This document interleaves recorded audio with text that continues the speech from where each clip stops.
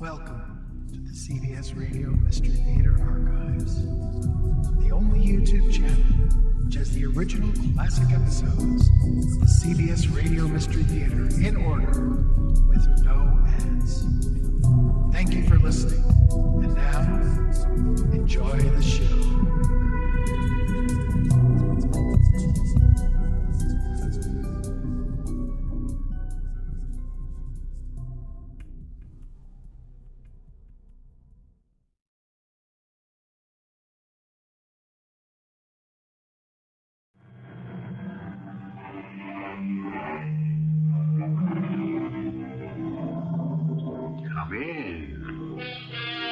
Welcome. I'm E.G. Marshall.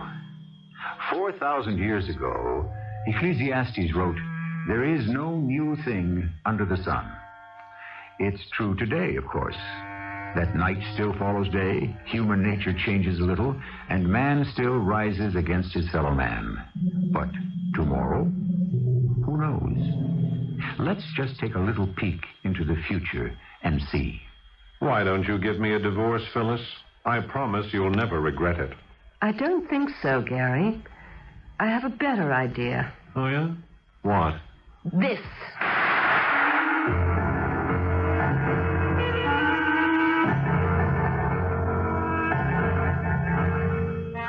Our mystery drama, Stand In for Murder, was written especially for the Mystery Theater by Ian Martin and stars Paul Hecht and Teri Keane. I'll be back shortly with Act One.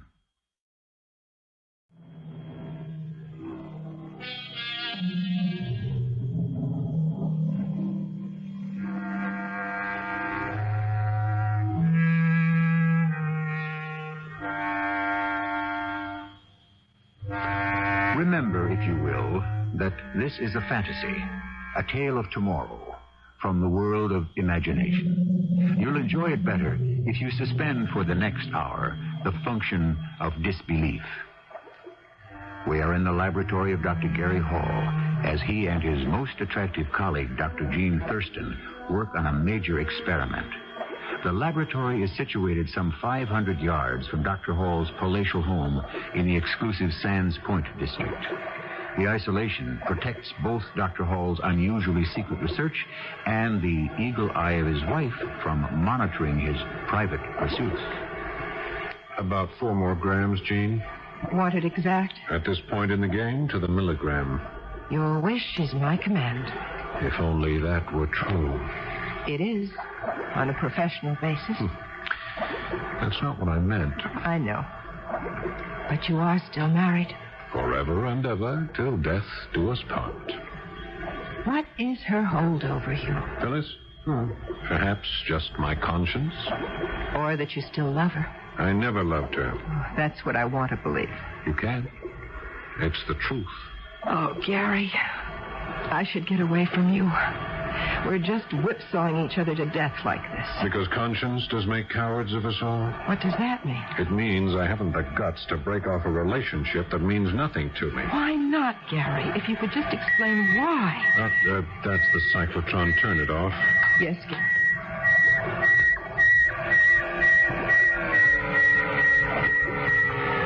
I've cut the power.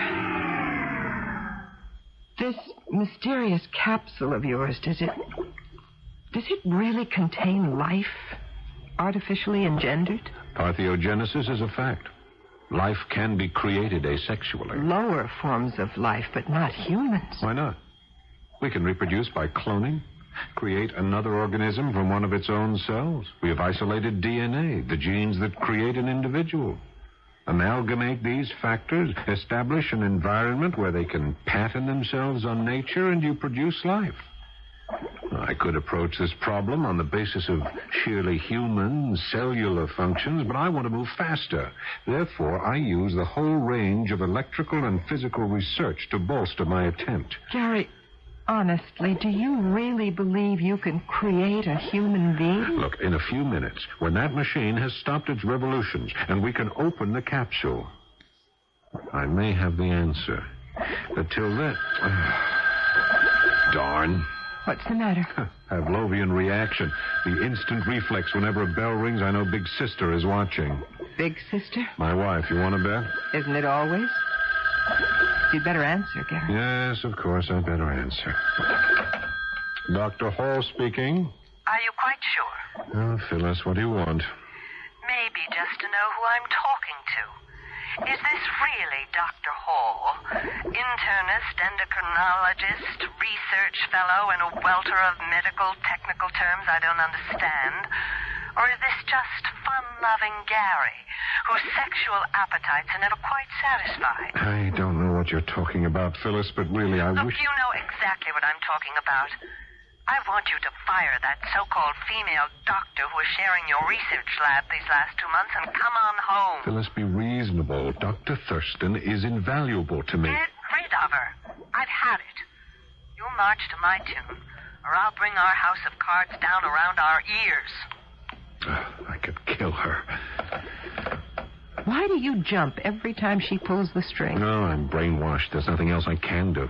Why don't you get rid of her? You mean kill her? Oh, of course not, darling. I mean divorce her. Whatever she wants, you can afford it. I'm afraid I can't. You still love her. I hate her. It's something I can't explain to you. You wouldn't understand. Try me. Well, I hope it'll never come to that. Well, I better go. Oh, what's that? Oh, the diffusion pump. Want me to reset it? Yeah, put it on low. I'll have to put everything on hold for tonight. I can stay as late as you want and monitor all the systems. Not with Phyllis on the warpath. What about tomorrow? Oh, push that rheostat to 7, will you? Be here at the usual time? Are you sure? What do you mean, am I sure? I would rather not get here unless I'm sure you're here to let me in. I wouldn't want to tangle with your wife again. When did that happen? Day before yesterday, when we closed up. I'd forgotten my handbag, and when I came back, the door was locked. While I was trying to get in, I ran into Phyllis. She didn't tell me. What happened? Nothing earth-shaking. Oh, when she discovered who I was, if looks could kill, I would simply have disintegrated. Doesn't she know about me? I told her that Dr. Rowland had left me and that a Dr. Jean Thurston had replaced him. Without mentioning that this Jean is female. Well, I thought it wise not to make too much of it. Under the circumstances. Gary, we couldn't help falling in love. It's Phyllis who has to be convinced of that. Gary, I love you, but I'm not made for this. I don't want to sneak love. Now, what are we going to do? Look, let me handle Phyllis. How? I'm going to give her one last chance to be decent. Whatever happens after that, she has only herself to blame.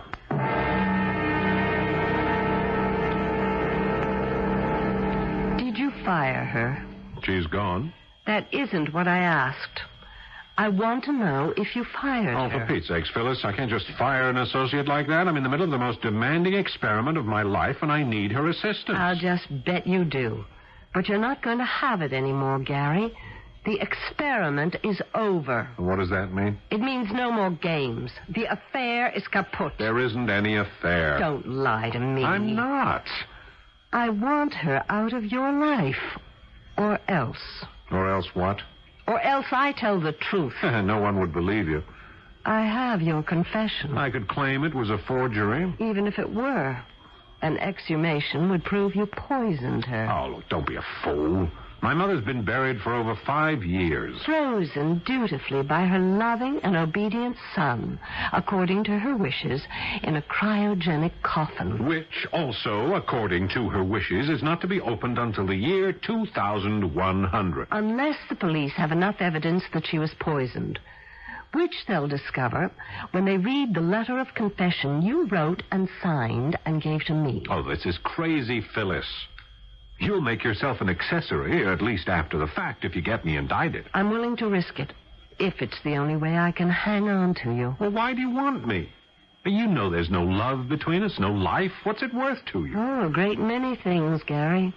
Position, your name, wealth, all the things I grew up without. All the things I intend to hang on to and give you no chance to take away from me. You'll take it without love? If I have to, yes. So get rid of her. Look, it isn't that simple. I mean, quite apart from how I feel about Dr. Thurston, Jean, this experiment of mine is something I can't complete without her special training and knowledge. All right. I'll give you time. 1 week.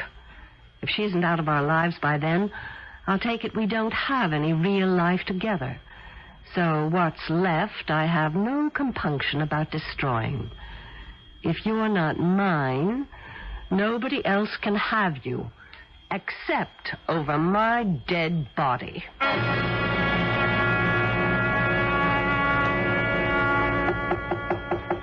Who is it?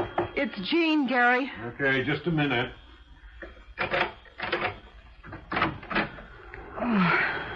Come on in, Jean. You got here faster than I expected. Well, you scared me, waking me up in the middle of the night like that. It's not even light yet. I didn't want Phyllis to see you arrive. Okay, now get into your lab coat as fast as you can. We have an emergency. Did one of the support systems fail? What's wrong? With the experiment, nothing. It's Phyllis. What do you mean? She made her choice last night, and that made a decision for me. I'm going to have to step up the laboratory schedule. Why? Because I've been ordered to fire you by the end of the week, and I don't intend to do that. Gary, you're finally going to stand up to her and break it off. Yes, but not quite the way you expect. I don't understand. Inside the tegument of this metal room was all the accumulated knowledge of past medicine and the work of a lifetime. I have fashioned a dream and hammered it on the anvil of my own intelligence till the vision has become reality. I have dared what no man has ever done. Like God, I have created a man in my own image. Gary, that's blasphemy. And you still don't know if you've succeeded. I know, because it has to be so. Until last night, I didn't know what has driven me these last years to succeed, what purpose urged me on. Now I do. What? This simulacrum, this humanoid that I have breathed life into, will in turn save my life and buy me freedom. He will be my stand-in for murder. Gary, what are you talking about? Help me see my brainchild born, and you will understand.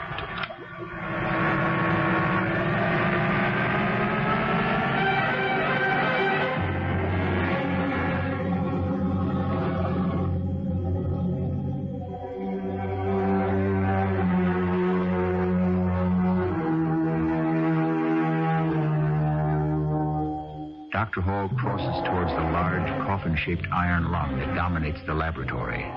In his eyes, the glitter of a fanatic.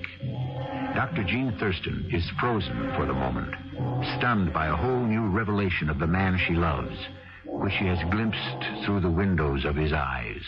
At her heart, icy fingers of dread tug as she tries to understand what he meant when he said, "Stand in for murder." I shall return shortly with Act 2.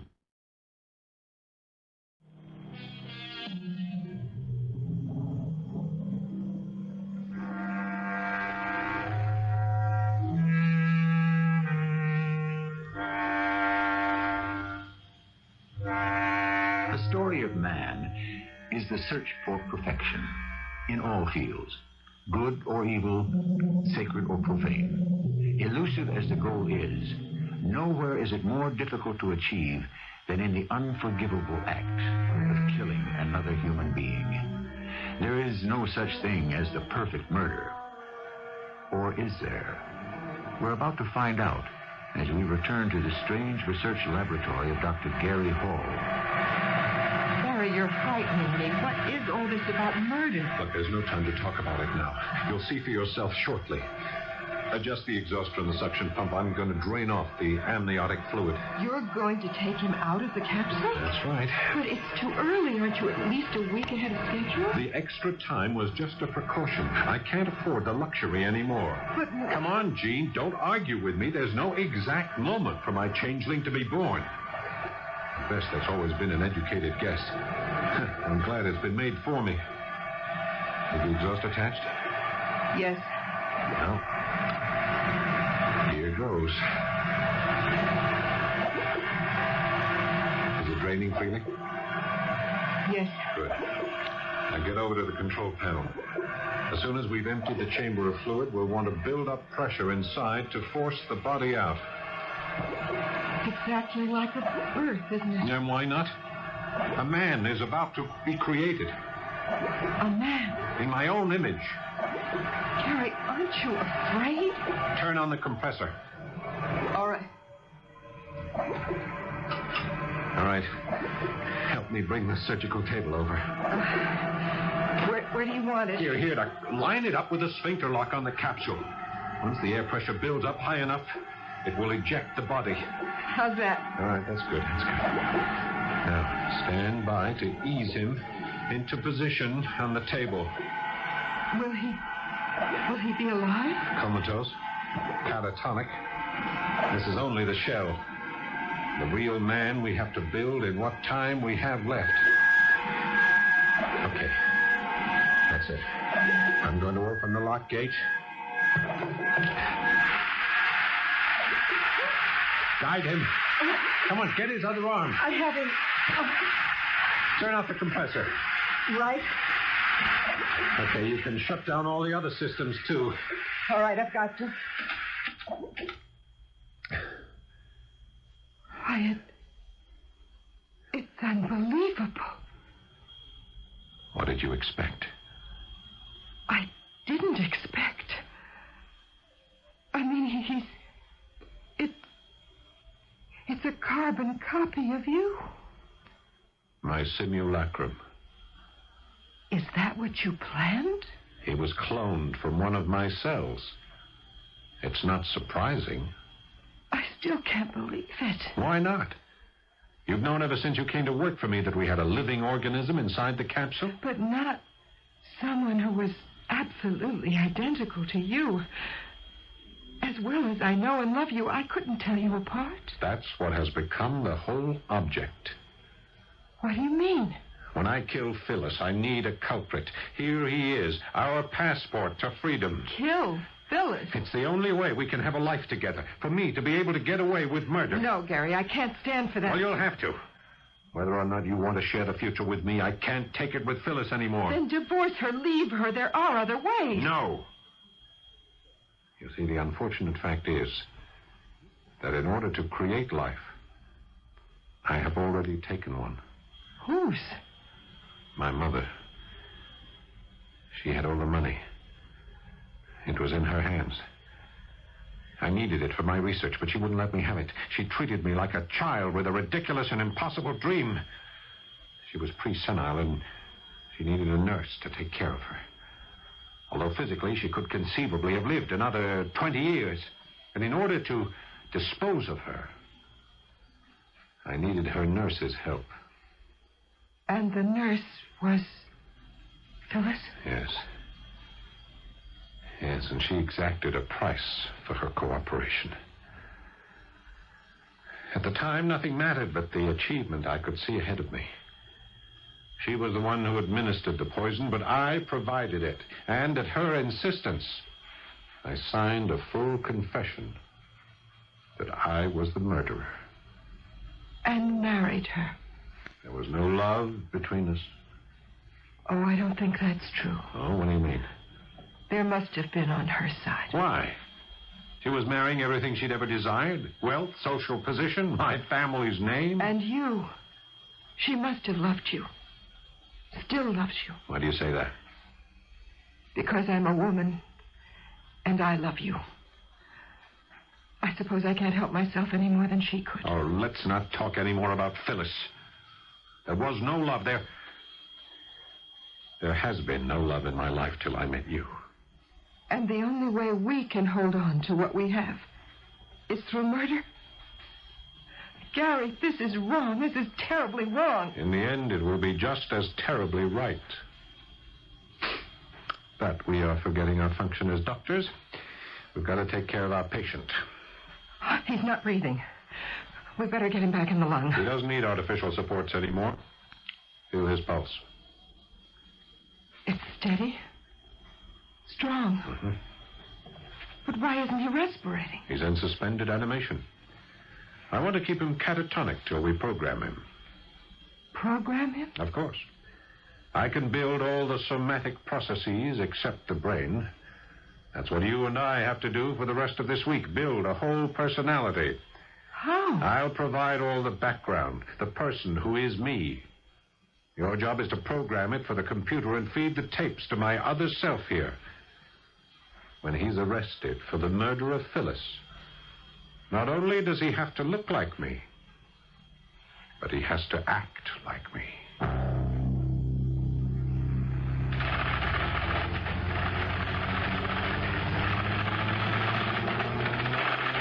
My name is Gary Miles Hall. I was born February the 4th, 1938. The only son of Elizabeth Biddle Gansevoort and Averill Hall. My father was the last of a family of 4, all boys, each of whom predeceased him and left no heirs.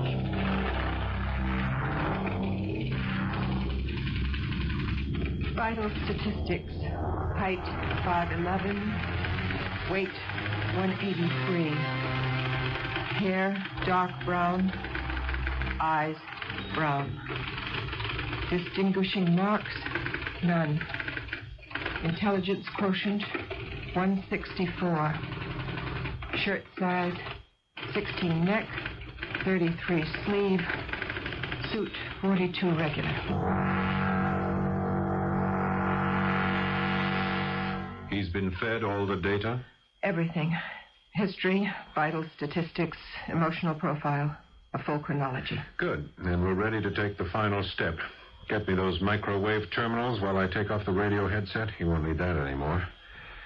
Might as well get him used to the live human voice. Here are the terminals. Want some lubricant? Yes, I don't want to burn him. I wonder, will he be able to laugh, to be sad, to love? Could he reproduce? Well, it's a pity, since I put all the best of me in him and none of the worst, that he won't ever have a chance to find out. But let's wake him up and see how well he's learned his other lessons.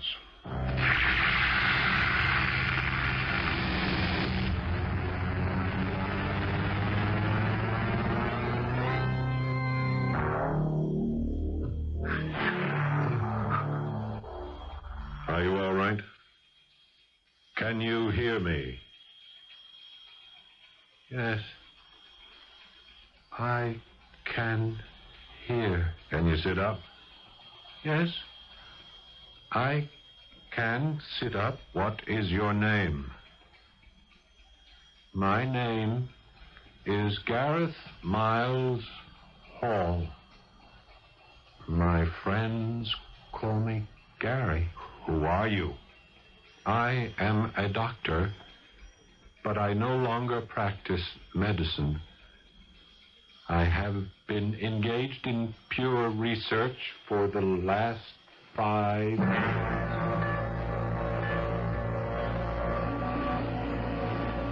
I have for a long time been very unhappy with my wife.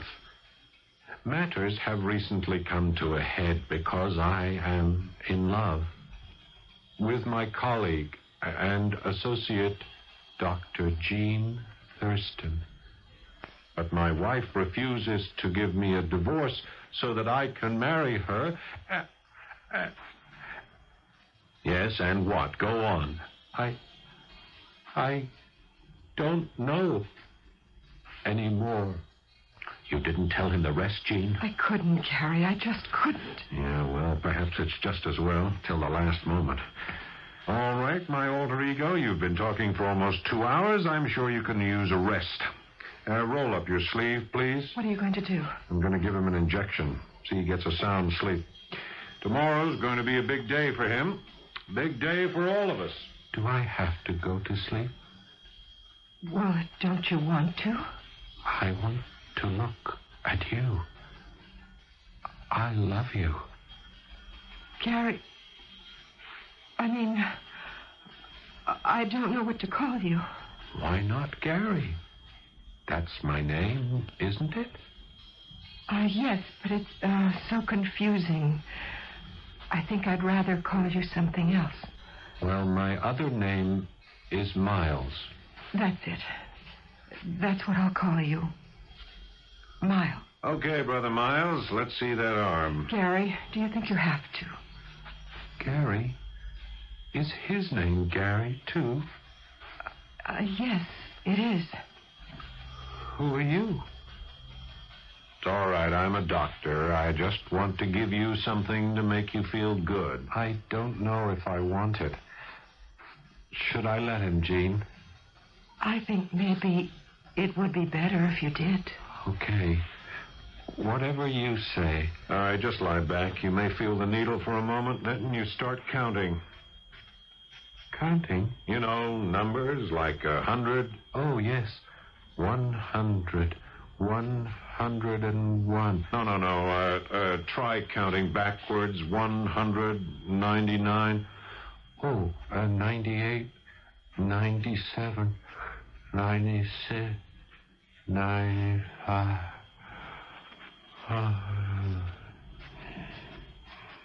Good. He's out.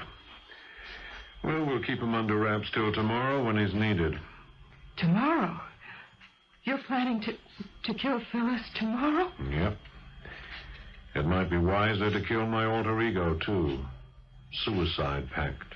Gary, you can't go through with this. I got to go through with it. I've spent the whole week setting it up. I have 2 suitcases full of cash ready to go in your car trunk. Enough for us to live like royalty the rest of our lives. And we leave in your car right after the deed. I have tickets for Mexico. We pick up new passports and identities there. We travel for a year. I'll grow a beard. Nobody will follow us or check on us. It's the perfect murder. Murder is plural now. My simulacrum. He's not a man. He's a machine. I don't see how you could even contemplate it. It's like murdering your own child. That's nonsense. I can always build another one. Gene, I want my freedom. And I mean to have it, no matter what the cost. Nothing, no one is going to stand in my way. Now, don't force me to make you a victim, too.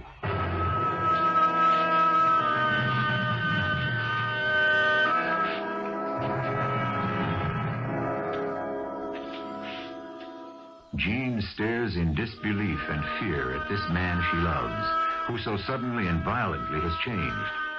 It is as if he had given all the best of himself to the gentle humanoid he created, keeping only the dark, destructive forces for himself.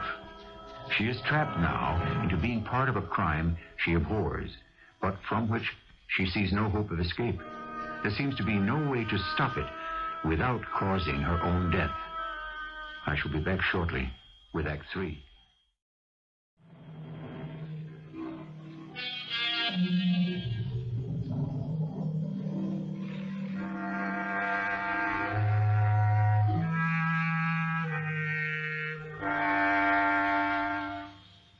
After a long, sleepless night, her eyes grainy and smarting, Jean Thurston has arrived for the last time at Gary Hall's laboratory. She seems listless and drained, ready to acquiesce in all his plans. Obediently, she listens to his instructions and answers all his questions. You paid the rent on your apartment? Told them you'd be gone for at least 6 months? Yes, Gary. Good.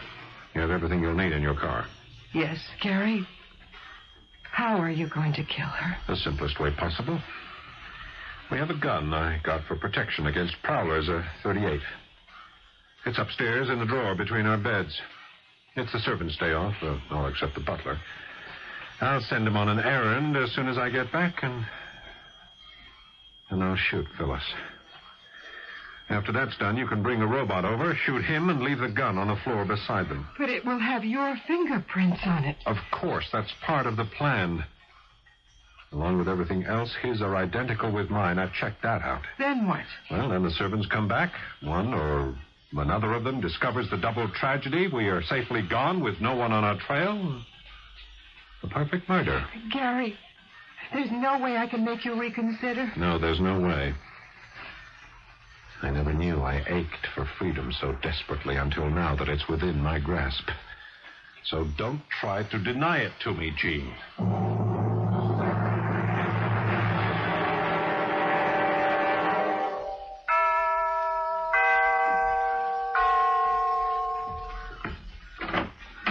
Yes? I'm Dr. Thurston, Dr. Hall's assistant. Oh, yes, madam. I mean doctor. I recognize you now. May I come in? Dr. Hall is not here. Yes, I know. It's his wife I want to see. Oh, well then, won't you step in? Thank you. There's a small reception room on the right. If you would wait in there, I'll see if Mrs. Hall is up. It's still quite early, and... It's all right, Grover. I'll handle this. Oh, yes, madam. You may leave. Yes, Mrs. Hall. What do you want? I've got to talk to you. There's nothing to be said between us. Oh, yes, there is. And it should be said privately. Can we go into the room the butler was showing me into? Look, I'm out of my mind to give you even the time of day. But come on. Let's hear what you have to say.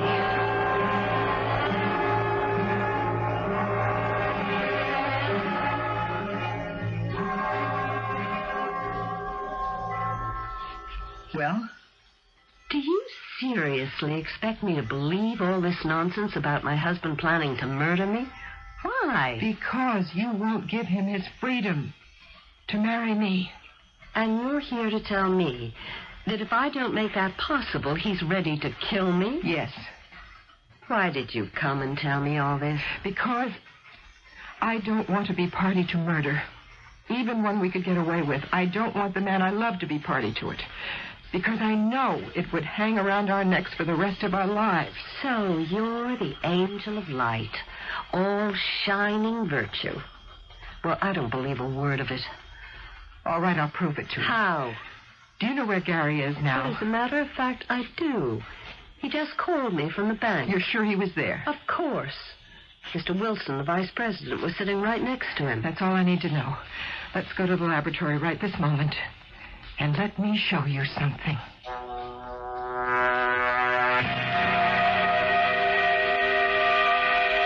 I can't believe it. I told you I wasn't lying. Garry, my husband, made this man?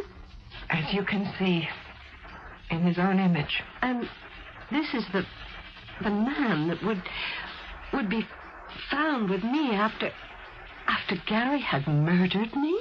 Yes.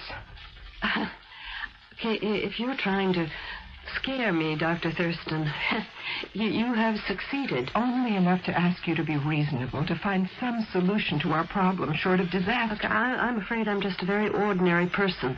I can't even conceive of anyone making a human being. Oh, he looks like a wax doll. He doesn't look alive. He's tranquilized at the moment, in suspended animation. But believe me, he can be very much alive. How do you control him? Are there buttons or something? Oh, he's a lot more sophisticated than that. He is computer programmed to be harmless and to obey whatever orders he's given. Would he obey anyone? Whoever he's with. When Garry comes back, make sure he comes and talks to me. I'm perfectly sure this whole thing can be worked out. Oh, I'm so glad I spoke to you. So am I. As soon as Garry comes home, I promise you, I will straighten this whole thing out. Jean? Miles. Well, I didn't know. How long have you been awake? Quite a long while. I didn't want to interrupt. I was listening to you and that is, my wife. Well, yes. Jean, is it all right if I get up now? There are so many questions I want to ask. You're not supposed to ask questions. Why not? Because you're... Yes, that's what I want to ask you. Who am I? Really? I say I'm Gareth Miles Hall, but I feel something wrong, and I heard you tell her about the other one that you call Garry, who sounds like me, but how can he be the same person? Well, didn't you hear me tell Phyllis how you came to be? Yes, but How could I be the same as Gary? How can there be two of us? How could anyone think we are the same one? Miles, have you ever seen yourself in a mirror? A mirror? What is that? A piece of glass that shows you just how you look. Here, give me your hand. Now. There. Look. But that isn't me. That's the other Gary. Yes. The man who made you in his own image. Don't you understand? You look exactly like him. No. You are exactly like him. No, I am myself. I want to be myself. Gee, I love you. I trust you. Please, explain it to me so I can understand.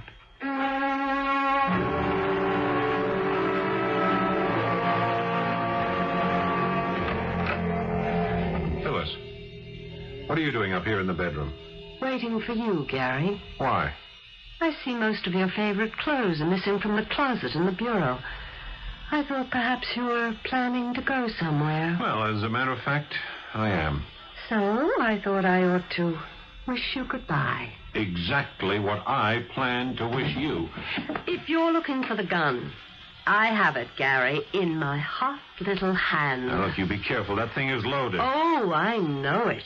I made sure of it, just as you did. What do you mean? Your doctor associate came to see me and laid out your whole miserable fantasy. I even saw the robot who was to be your stand-in for the murder. I don't know what you're talking about. Don't be a fool. Jean blew the whistle on you. Why would she do that? She gave me a lot of sentimental guff about how she didn't think you could live with yourself if she stooped to murder. She thought she could scare me into just stepping aside and leaving you free to walk out on me. Well, why don't you, Phyllis? I mean, give me that letter to destroy and a divorce, and I promise you you'll never regret it. I don't think so. I have a better idea. Oh, yeah? What? This.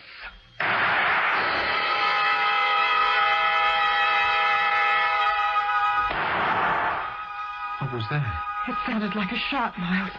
A what? A shot from a gun. What's a gun, Jean? A weapon that you... No, there's no time to explain. It came from the direction of the house. Come on. I hope it's not too late. We've got to get there as fast as we can.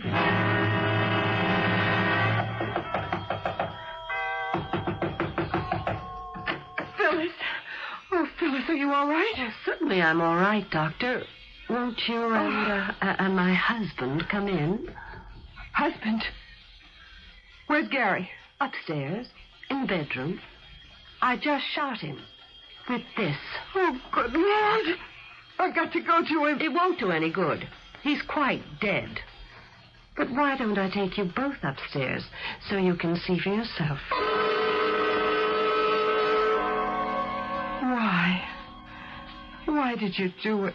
I gave him his own medicine. It was what he planned for me. But he wouldn't have gone through with it. Oh, don't you ever believe it. Gary knew the only way I'd ever let anyone else have him was over my dead body. I was silly enough to tell him that myself. Fortunately, I wasn't the only one silly enough to open my mouth. You mean me? Yes. You were foolish enough to outline Gary's plan for the perfect murder for me. I saw right away how I could get away with the same. Since Gary had split himself like an amoeba, I had one too many husbands. So I decided to dispose of the one I couldn't handle. And what do you expect to do now? You and my brand new husband here are going to help me bundle Gary's body in the car. We'll tie some weights to him and drop him in the old quarry at Peterson's Corners. He won't be missed. What are you going to do about me? Get you out of my life at last. That won't be so easy once I go to the police. Accusing me of murdering my husband when he'll be standing right beside me? You think they'll swallow your wild yarn about Gary creating a monster like Frankenstein? They will when I show them Gary's notes and let them hear the tapes he prepared to program Miles. Miles? Yes. That's Jean's name for me. I like her to call me that. It's fantastic. Gary's voice, just as if he was still alive. It really is perfect. But just to make sure, you better show me where those tapes and notes are. We'd better toss them in the quarry, too. I won't let you get away with it. You better. Or this gun might go off again. It's an empty threat, Phyllis. Don't tempt me. I warn you. A gun is a bad thing. It destroys. Stay out of this, robot. Give me the gun. Give it to me. No, Give let me. Miles, what have you done? I didn't mean to hurt her. She was pointing the gun at you. Did I hurt her? Oh, not you. It was an accident. She killed herself. Oh, Miles, it's the ultimate irony. It's just the way Gary planned it. The perfect murder. Victim and culprit neatly packaged. Case closed. Only instead of setting himself free, it's you he gave the freedom to. I don't understand. Oh, of course you don't. So many things you don't. Yet. It's going to take my lifetime to open up the world for you. Teach me to be all the things you want me to be. I won't have to. He said that he'd put all the best of himself into you. And that was the man I loved. I think I'll start calling you Gary. If you wish. Yes. Because then it will be as if he never really died.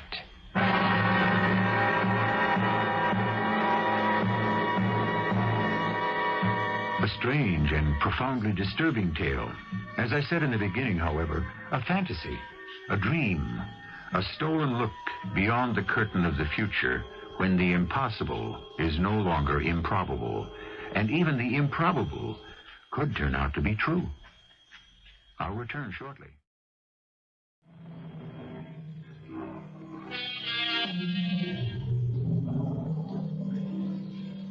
What happened to Jean and Miles? Or Gary, as she prefers to call him? Well, they drove off in the car with the money in the trunk and the travel tickets, and no one to follow or care where they went. So we don't know. We can't know, because this is a tale of tomorrow, and it hasn't happened yet. Our cast included Teri Keane, Carol Teitel, and Paul Hecht. The entire production was under the direction of Hyman Brown. I hope you enjoyed this episode of CBS Radio Mystery Theater. If you've enjoyed this and want to hear more, please subscribe to this channel. You can also visit my other YouTube channel by searching Mr. Brian